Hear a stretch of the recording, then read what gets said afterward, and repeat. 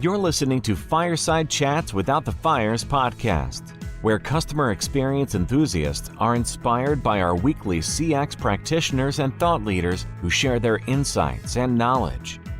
And now, here are your hosts, Neil Toff and Paul Catherall.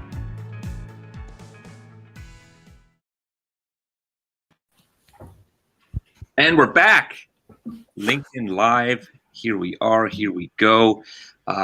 2 days in a row. I am so excited to be back. CX World Games 2021. It felt like we took a little absence last week, and all of a sudden we're back at it, strong and fast. I love it. Christopher Brooks, thank you so much for joining us. We're going to ask you to share a little bit more of an update. And we are joined by guest extraordinaire, CX World Games 2021 judge, Adrian Swinscoe. Hey, Neil. Hey, and Christopher. 2020 champion. And 2020 champion. And still reigning champion. Still reigning. A few more days. No one's taking that crown away. Not yet, at least.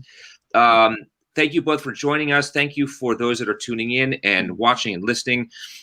Christopher, share with us, please, if you would, a little bit more of an update from yesterday. Just talk what you'd like to share with the community today. I will do. We're into Challenge 5, so that's now live. So as you said yesterday, kind of we're getting towards the end of the current game setup.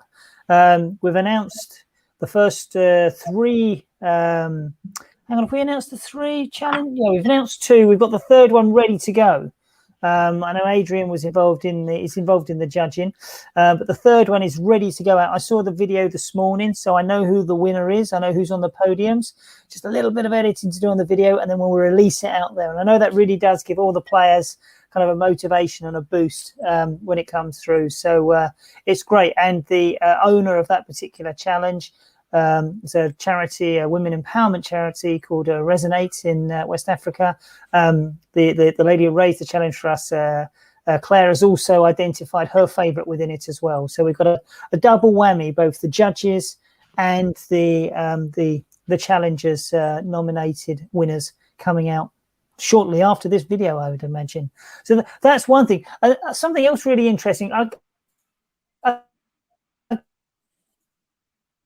get quite a lot of emails and what is the customer experience game? What are you up to? And I got one yesterday, and I kind of was a little shocked when I opened it. It was from a chap called Adrian Melendez, and he basically said, I've seen your name associated with what I do. What is this?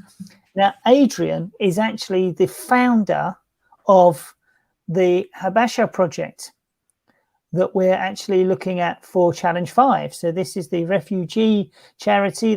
They help refugees enable them to fulfill their ambitions of higher education, if it's been taken away from them because they've had to flee the countries that they were hoping to study in. And he just contacted me. I've seen my organization's name mentioned. So I went back and explained to him, and he came back and went, "Oh my God, Christopher, Miguel has told me all about this now. This is absolutely fantastic. Thank you and everyone involved so much."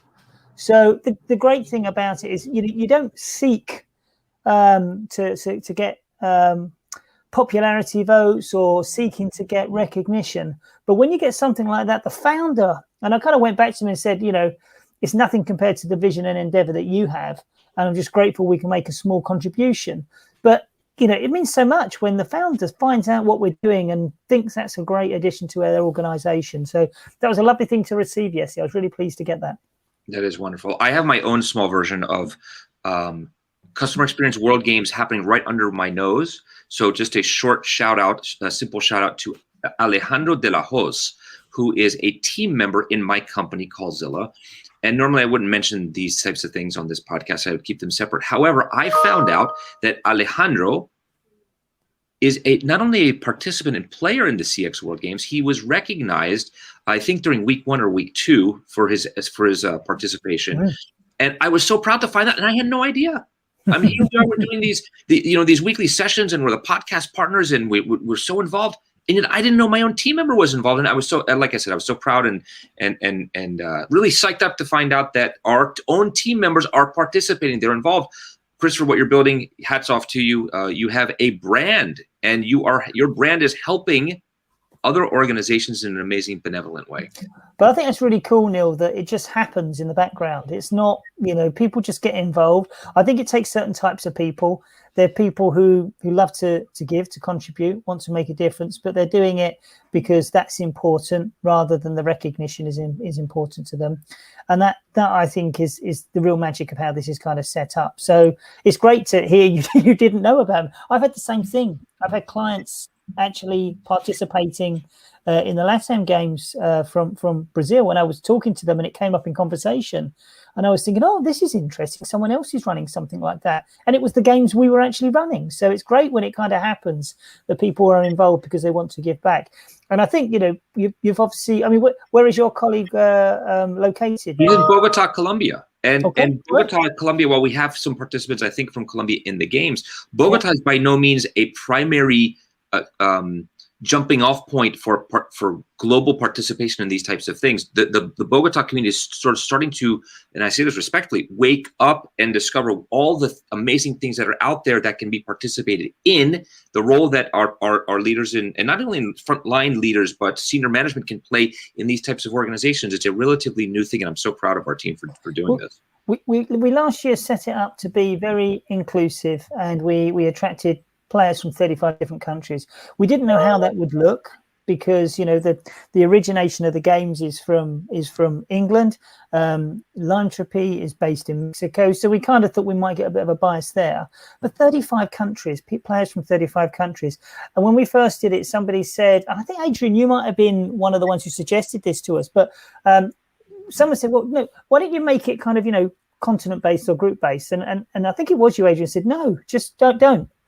Let people figure out their own time zones. Keep it diverse. And it's one of the best decisions we've ever made because we've got people who have been, someone like Jonathan, who has been around for quite some time. It's like, every time I speak to him, it's like, oh my God, I'm learning so much from new people I wouldn't necessarily integrate with. And the pace and the way in which customer centricity is understood and applied differs across the globe. So you get all these different perspectives in. And I think, and it never was set out like this, but if it can be a different way, because we all need different ways to access it, but if it could be a different way for people to learn, brilliant. Then it helps the players participate. And there's an exchange there. So I'm giving up my time, I'm going to help others, but I actually get something as well from it. So I think having that, and therefore we don't restrict, people know it's the Customer Experience World Games, but if people are getting into this space, they can still contribute. It's not exclusive to say you have to have an accreditation or anything. At any level, you can kind of get involved. And if you're coming from any country, we'll mix the teams together intentionally. And I think that creates, I genuinely believe, that creates better outcomes in society when everything is blended together. So, we won't apologize for the fact that some of the time zones don't help everyone, because I think the beneficiaries who are the charities we're helping get a better outcome from us all. And I hope players appreciate that because, they'll make connections with people across different parts of the world. I remember you saying, Neil, when we spoke to Mandisa, that, you don't have too many contacts in South Africa. So it was great to get the perspective of South Africa when it comes to customer centricity. So that is probably, the thing I'm really pleased is it's still going in that respect. Geography means nothing because the challenges are universal and the players are coming together, and hopefully they'll keep in contact, some of them. Hopefully many of them are learning. We have another learning session in a couple of days' time with Nate Brown for people, so look out for that, and that's going to be coming as well. But just keep pushing on, get that 5th challenge across the line, and we'll be making a difference in many ways. Thank you, Christopher. It's a great update, and certainly more to look forward to sharing with the community as we start to wind down.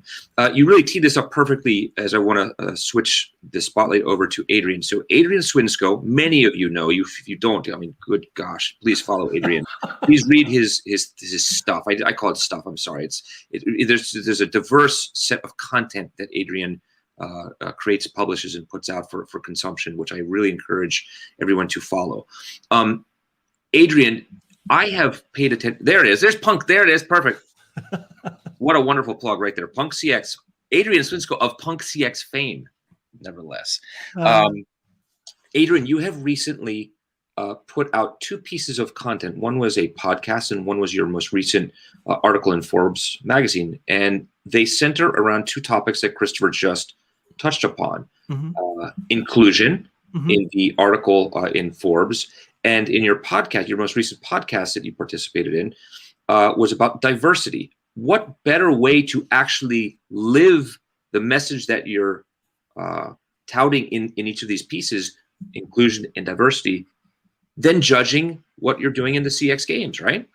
Oh, no, absolutely. I mean, those are, so first of all, I want to say kind of big hats off to Christopher and his team at Lyntropy, including kind of, particularly Rodrigo, who is kind of doing a lot of the heavy lifting behind this, because I think some of the stuff that they're doing is, is wonderful. I know Christopher, and he talked to me about this idea, and then I started on a bit of a journey with him kind of like last year. And so I think it's been a wonderful thing.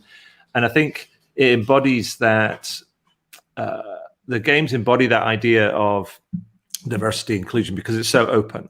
But the things I was talking about was to try and shine a spotlight on some of the things that some people are doing and trying to, in order to do that, because sometimes they can be really big topics. And so the diversity one was particularly in reference to a conversation I had with Dion Nicholas, I believe, and who runs a company called Forethought.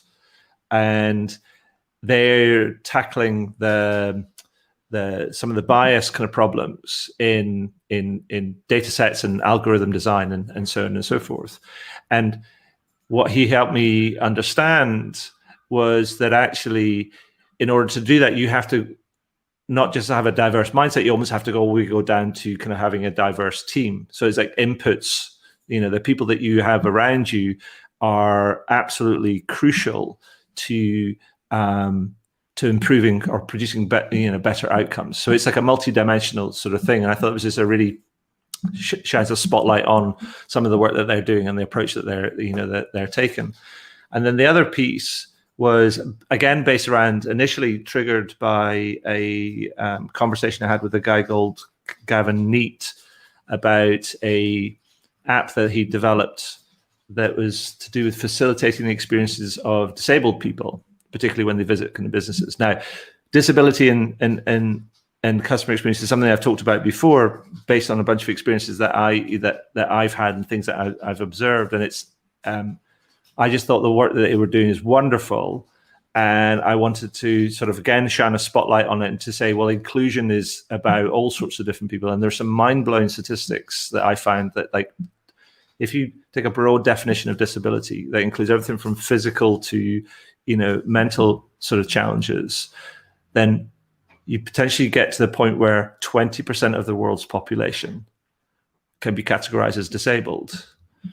And you look at that and just go, wow, and so there's all these different sort of things that I think that, and areas that I think companies need to start to tune into in order to make the experiences better and service better for those, those types of groups. So I highlighted Gavin Neat's work at with the Welcome Me app. There was the Talavo app, which is to do with the deaf community, which has got some amazing functionality, particularly the one where you can hold up your phone and it reads sign language and tells you, either can speak to you what the signer is saying, and or produce it in text, which is just like using kind of advanced technology to do that. And then there was another one, which was I forget their name, Hello Done, who are working with DHL in the UK to make sure that the delivery, the last mile or the last few yards of the delivery experience for disabled customers is optimized. Because often when a delivery driver maybe delivers a package to a door and they ring the doorbell and then they wait a few seconds for somebody to show up, well, somebody who has a disability may not necessarily get there in time to receive the driver. And so there's a way of just kind of closing that gap. And it's just like tiny little small things that can make a massive difference. And I just thought those were just three great examples for three different sort of instances that are making a big difference and can have some profound differences to people's lives and the experiences that they have. Sure. Thank you for that. That was wonderful.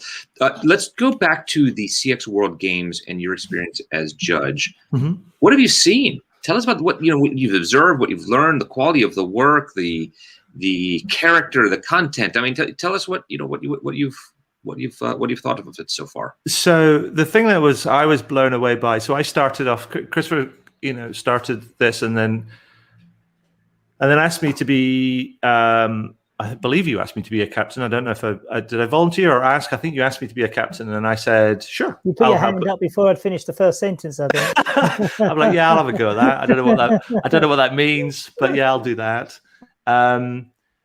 And it felt really appropriate at the time. It was in the early summer of last year, and of all the stuff that everybody's going through, and it felt really appropriate. And I said, yeah, sure, I'll do that. And the thing that amazed me was, the quality of the people, the energy, the enthusiasm, the work ethic, all of those different sort of things. And I feel like I was incredibly fortunate to work with a team of people that produced some really fabulous sort of ideas and designs in response to the problems that they were and the challenges that they were posed. And to be fair, I didn't do very much. It was all them. I just came and sort of steered it a little bit, came in, looked at it, took a hand grenade and chucked it over the wall and go, deal with that, and to make them go, to almost to take the blinkers off, as it were, because people got stuck in kind of do or make mode. And so I was just there to kind of keep up the kind of the tempo and keep them kind of on track and maybe steer them a little bit or give them a bit of a push or ask them to think about this or think about that. So I was incredibly fortunate to work with some wonderful people on that team, and we were quite successful as well. That's wonderful. And it's an amazing group of judges. I don't know if you interact as a judge with the other judges, but having the chance to also interact with the team captains and the players is just, like you said, you may just be throwing a grenade over there, but really observing the commitment and spirit that they've shared here is rewarding. Yeah, I think the kind of the I know many of the captains, and I know some of the players as well, and I think it's it's just testament to people, as Christopher said, people wanted to give up their time to try and apply themselves to some challenges that might help people that don't necessarily have the resources to respond to these, and they're wanting to lean on some of the experience and some of the expertise of some collaborative people around the world. So it's a fabulous thing. Final question for you. Sure. At the beginning of the games, we interviewed Judge Jess Noble. Mm-hmm. And we asked her, Jess, we'll share some recommendations and some knowledge for the participants. What should they do? What should they not do? And if I remember correctly, if I could paraphrase, she said, don't use buzzwords just to use buzzwords. Don't rely on all these well-known terms. That was one of them. Yeah. The second one, which I liked and resonated for me, was whatever the recommendations that come out of the groups, make sure they're executable, mm-hmm. that they can actually be put into practice. Mm-hmm. As we wind down into this final challenge, any recommendations, thoughts, ideas for the participants as they put together their last bit of work to be submitted to the judges? So here's what I would say to build on to what Jess says. I would say, first of all, don't rush.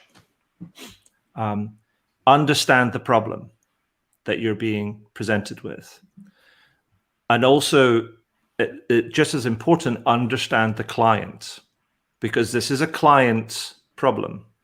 It's not just a problem in isolation. There's a client and a problem. So you've got to have to understand both. And remember, it's not about you, it's about them and their problem in their context. In addition to that, I would say, don't be too quick to jump to a fix and to the buzzwords and frameworks and everything else. Don't over-engineer it. Two things I would say you have to aim for is simplicity in what you're proposing, but also how you communicate it. because ultimately what you want to do, you don't really have a lot of contact with the client. You've got to be able to produce something which says, here's what we did, here's what you said, here's what how we understand it, here's what we kind of like we thought about, here's what we kind of did, here's what we're proposing, and here's how we believe that you can take it forward. These are great. These are great. Keep it, as they say, KISS, at least we say that over here, keep it simple, silly, right? Mm-hmm. Keep it simple. I guess the reality is if you're producing something that 9 experts in the field don't understand, then the owners, the charities who actually get all of the entries, we give them everything. We don't let them, we don't filter it. They get everything. So every keystroke, every moment that, and every idea that a player has is passed on to the challengers. So don't worry if you don't win. As Adrian will say, in the first games we played, I don't think you won the first challenge, but your idea was the one that was selected by the challenger as the one that went forward and made it onto the radio and became a real kind of good campaign driver for them. So, do make sure that you communicate it in a way that someone who doesn't know this world, because they've come to us after all, they don't have the answers themselves, will be able to understand. It's really, really important. Yeah. I love the thought of getting to know the client and understanding really what's happening in the client's shoes. We all say this, many of us that work in a consulting role, that seems like a very obvious, easy thing. But those that don't work in that role on a day-to-day basis, that's not so obvious. It's not so easy to understand. But you're right, put ourselves into the shoes of the organization and operator that has to hopefully one day implement these things. Put your shoes in the customer's shoes. Yeah. Yeah. Is that not what we're supposed to be talking about all the time? It's like kind of like walk the walk, kind of like walk the talk. It's like customer centricity, client centricity doesn't matter. You have to think about who's the end customer or who's the end kind of client. What is it they see? Kind of what are they thinking? What are they kind of saying? And so it's sometimes it's never what you think it might be. That's why I say understand the problem and understand the context, understand the client.